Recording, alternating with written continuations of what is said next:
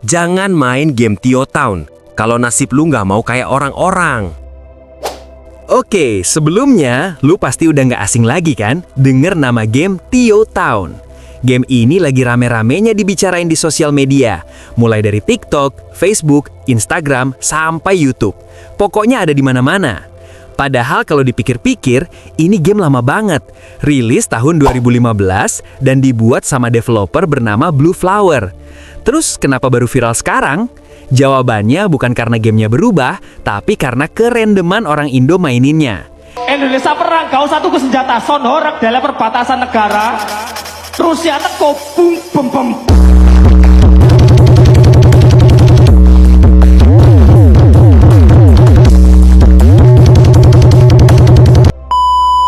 Sampai-sampai developer Tio Town sendiri bingung kenapa tiba-tiba gamenya rame lagi di Indonesia.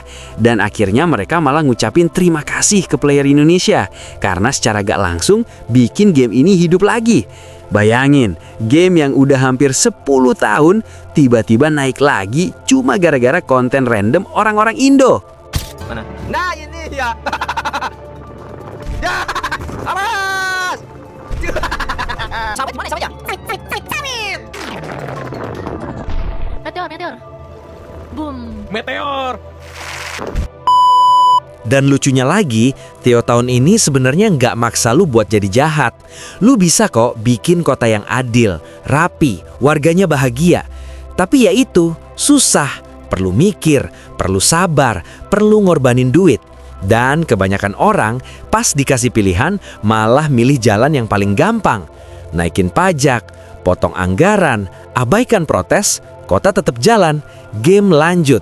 Dan di situ lu baru sadar, oh ternyata sistem tuh lebih kuat daripada suara orang satu-satu.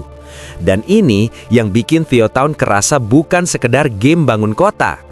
Makanya gue bilang dari awal, jangan main game Tio Town kalau nasib lu gak mau kayak orang-orang. Karena game ini pelan-pelan ngajarin satu hal yang gak semua orang sadar. Kalau kekuasaan itu enak, tapi empati itu mahal.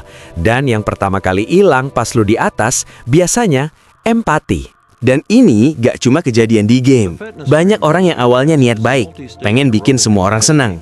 Tapi pas udah di posisi atas, pelan-pelan berubah. Bukan karena jahat, tapi karena capek, karena sistem, karena realita. Dan Tio Town nyodorin itu semua ke lu tanpa ceramah, tanpa teori, cuma lewat gameplay santai. Makanya, banyak orang Indo yang main ini sambil ketawa, tapi sebenarnya lagi nyindir. Karena lewat game, semuanya jadi aman. Jadi bercanda, tapi pesannya tetap nyampe. Jadi, kalau lu masih nganggep Tio Town cuma game bangun kota biasa, silakan coba.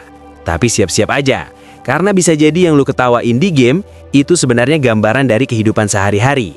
Dan pas lu sadar, lu bakal mikir, oh ternyata begini rasanya kalau jadi yang pegang kendali. Jadi, sekali lagi gue bilang, jangan main game Tio Town kalau nasib lu gak mau kayak orang-orang. Tapi kalau lu penasaran, pengen ngerasain sendiri, silakan. Mainin, rasain, terus lu nilai sendiri. Kalau menurut lu konten kayak gini relate, tulis pendapat lu di kolom komentar. Jangan lupa like, subscribe, dan share.